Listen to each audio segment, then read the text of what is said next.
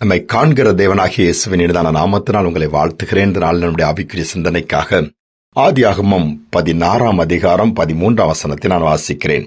அப்பொழுது ஆகார், என்னை காண்பவரை நானும் இவ்விடத்தில் கண்டேன் அல்லவா என்று சொல்லி தன்னோடு பேசின கர்த்தருக்கு நீர் என்னை காண்கிற தேவன் என்று பெயரிட்டாள். நம்முடைய ஆண்டவர் நம்மை காண்கிறவர், அவருக்கு மறைவானது ஒன்றுமே இல்லை. எல்லாவற்றும் நம்முடைய சிந்தனைகளை அறிந்திருக்கிறாராம். வாயிலிருந்து சொல் பிறவாவதற்கு முன்பாகவே நாம் என்ன பேசப் போகிறோம் என்பது கூட ஆண்டவருக்கு தெரியுமா? ஆனால் நமக்கே சில நேரம் தெரிவதில்லை அல்லவா? ஏதோ தெரியாம வாயில வந்துட்டு பேசிட்டேன், நான் நினைச்சு பார்க்கல இப்படி பேச வேண்டும், இப்படி வாயில வந்துருச்சு, காயப்படுத்தி விடுகிறோம். இந்த இடத்தில் பார்க்கும் பொழுது ஆகார், யார் அந்த ஆகார்? ஆபிரகாமுடைய அடிமை பெண். சாராளுக்கும் ஆபிரகாமுக்கும் குழந்தை இல்லை. இதனால் ஒரு மாற்று வழி அவர்கள் ஏற்படுத்துகிறார்கள். இது ஆண்டவருக்கு பிரியமில்லாத ஒன்றுதான். ஆகார் மூலமாக குழந்தை பெற்றெடுத்து தன்னுடைய வீடு கட்டப்படட்டும் என்று சொல்லி சாராள் நினைக்கிறார். ஆபிரகாமிடம் பேசுகிறாள். இதனால் ஆபிரகாம் ஆகாரம் சேர்வதனாலே ஒரு குழந்தை உருவாகிறது. இது நிமித்தமாக ஆகார் தன்னுடைய நாச்சாரை அற்பமா எண்ணுகிறாள். என்னும் பொழுது அங்கு மீண்டுமாய் ஆபிரகாமுக்கும் சாராளுக்கும் பிரச்சனை வருகிறது. இந்த அடிமை பெண் என்னை அற்பமா எண்ணுகிறாள், என்ன செய்வது என்று சொல்லும்போது ஆபிரகாம் சொல்லிவிடார், உன் கையில் இருக்கிறாள், உன் இஷ்டப்படி நடத்தும் போது சாராள் ஆகாரை கொடுமைப்படுத்துகிறாள். அந்த கொடுமையை தாங்க முடியாமல் வனாந்தரத்திற்கு வயிற்றில் பிள்ளையோடு ஓடி போகிறாள். என்ன செய்வதென்று அங்கலாய்க்கிறாள்.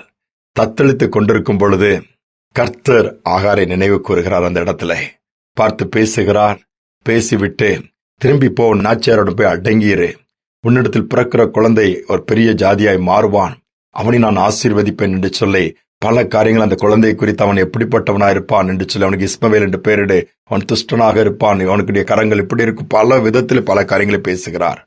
திரும்ப போய் அந்த இடத்தில் தான் ஆகார் சொல்ல, நீர் என்னை காண்கிற தேவன். யாருமே பார்க்கல, வாழ்க்கை முழுவதும் போராட்டம், அங்கலாய்ப்பு, என்ன செய்வது என்று சொல்லி ஓன்று சொல்லி அழுது கொண்டிருந்த அந்த ஆகாரை கூட கர்த்தருடைய கண்கள் பார்த்துச்சுதே. ஏன் உங்களை என்ன பார்க்க மாட்டாரோ? பார்த்து கொண்டிருக்கிறார். நாம் அநேகர் நினைக்கிறோம், நாம் படுகிற பாடு யாருக்கு தெரியும், என்னுடைய பிரச்சனை யார் பார்க்கிறா? யாரும் பார்க்க வேண்டாம், கர்த்தர் பார்க்கிறார். அவரை நாம் பார்ப்போம், சூழ்நிலை மாறும். ஒரு கல்லூரியிலே 100ஆண்டு விழா கொண்டாடப்பட்டது. தேசத்தின் ஜனாதிபதியை அழைத்தாங்க. அங்க பார்க்கும்போது நல்ல வேகமா எல்லா அரேஞ்ச்மெண்ட் வேலையும் நடந்து கொண்டிருந்தது. எல்லா பிள்ளைகளும், அது ஒரு பெண்கள் கல்லூரி, வேகமாய் வேலைகள் நடந்து கொண்டிருக்கிறது. அப்போ அந்த ஜனாதிபதியை நேசிக்கிற ஒரு குடும்பத்தில் உள்ள பிள்ளை அங்கு படித்தாள். அந்த ஜனாதிபதி வந்தார், எல்லாம் பார்த்து பெரிய அதிகாரி எல்லாரும் வந்திருந்தாங்க. நல்ல முறையில் எல்லாம் நடந்து போகிறது. எல்லா அநேக பிள்ளைகளை பார்த்து அவரு கை காமிக்கிறாரு, சிரிக்கிறாரு, சில பிள்ளைகளோடு பேசுறாரு. முடிஞ்சு போயிட்டாங்க.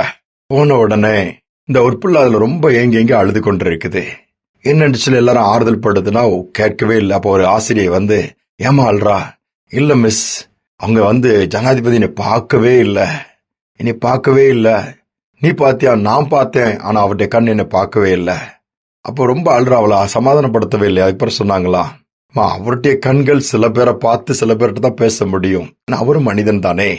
ஆனால் நீ இதற்காக ஏன் அழுது கொண்டிருக்கிறாய்? நம்மை பார்க்கிற ஒரு ஆண்டவர் இருக்கிறார். அவர் எல்லாருமே பார்ப்பார். அவருடைய கண்களுக்கு மறைவானது ஒன்றுமே இல்லை. வனாந்தரத்தில் ஆகார் அழுது கொண்டிருந்ததே ஆபிரகாமுக்கு தெரியாது, என் சாராளுக்கு யாருக்குமே தெரியாது. கர்த்தர் பார்த்தார், அந்த கண்ணீரை துடைத்தார். இன்னைக்கு உன்னை பார்க்கிற தேவனால் தான் எல்லாரையும் எல்லா இடங்களிலும் பார்க்க முடியும். அதனால நீ அழுது கொண்டு பிரயோஜனம் இல்லைன்னு சொல்லும்போது புரிந்து கொண்டார். உண்மைதான், நம்மை பார்க்கிற ஆண்டவரை நாம் பார்க்கிறோமா என்பதுதான் இன்று கேள்வி. இதை கேட்டுக்கொண்டிருக்கிற நாம் சற்று யோசித்து பார்ப்போம். நம்மை காணாதவர்கள் போல போகிறவர்கள் தான் நம்மை பார்க்க வேண்டும் என்று விருப்பப்படுகிறோம், பிரயாசப்படுகிறோம். அவர்கள் பார்வை நம் பக்கம் திருப்ப வேண்டும் என்று முயற்சி எடுக்கிறோம். அதையெல்லாம் விட்டுட்டு நம்மை பார்த்து கொண்டிருக்கிற கர்த்தரை பார்ப்போம். அவருடைய பார்வையிலே மாற்றம் ஏற்படும், வல்லமை வெளிப்படும், சூழ்நிலை மாறும். நம்மை காண்கிற ஆண்டவரை நோக்கி பார்ப்போமா? செபிப்போமா? எங்கள் அன்பின் தகப்பனே, நீர் எங்களை காண்கிற தேவனா இருக்கிறீரப்பா. நாங்கள் தான் அநேக நேரம் அண்ணாதை போல உணர்கிறோம், கைவிடப்பட்ட நிலைமை போல ஃபீல் பண்ணுகிறோம். எங்களை யார் பார்க்கிறா? என் பாடுகள் எனக்கு தான் தெரியும் என்று சொல்லி புலம்புகிறோம். இல்லை, எல்லாவற்றையும் அறிந்திருக்கிறவர்கள் பெருமூச்சின் சத்தத்தை கூட உங்க செவிகள் கேட்கும்பா. அதற்காக நன்றி செலுத்துகிறோம். இதை கேட்டுக்கொண்டிருக்கிற பிள்ளைகள் ஒருபோல என்னை கவனிக்க யாரும் இல்லை, என்னை பார்க்க யாரும் இல்லை, யாரும் என்னை பார்ப்பதே கிடையாது, நான் தள்ளப்பட்டிருக்கிறேன், உதாசனப்படுத்தப்பட்டிருக்கிறேன், ஒதுக்கப்பட்டிருக்கிறேன், புறக்கணிக்கப்பட்டிருக்கிறேன் சொல்லி புலம்புவால் சொன்னால் பார்க்கிற கண்கள் அவர்களை பார்க்கிறது என்பதை பார்க்கத்தக்கதாய் அவருடைய கண்களின் திறப்பீராக. பாதுகாத்துக் கொள்ளுங்க. காண்கிற தேவன் எங்களோடு கூட இருக்கிறாங்க, நம்பிக்கை கொடுங்கப்பா. எல்லாவற்றிலும் ஜெயித்து கொடுத்து வழி நடத்துங்க. இந்த நாள் முழுவதும் நடத்தல் உண்டாகட்டும், கிருபை பெருகட்டும். தாழ்த்தி ஒப்புக் கொடுக்கிறேன். இயேசுவின் நாமத்தில் பிதாவே, ஆமேன், ஆமேன். காண்கிற தேவன் நம்மோடு கூட இருக்கிறார். எல்லாவற்றையும் பார்த்துக் கொள்வார். நம்பிக்கையோடு நம்முடைய வாழ்க்கை அவர் கரத்திலே கொடுத்து விட்டு நியமித்த பாதையில தொடர்ந்து ஓடுவோம். கர்த்தர் நம்மை நடத்துவார். இந்த சிந்தனையோடு இந்த நாளை தொடருவோம். மீண்டுமாய் நாளை தினம் சந்திப்போம்.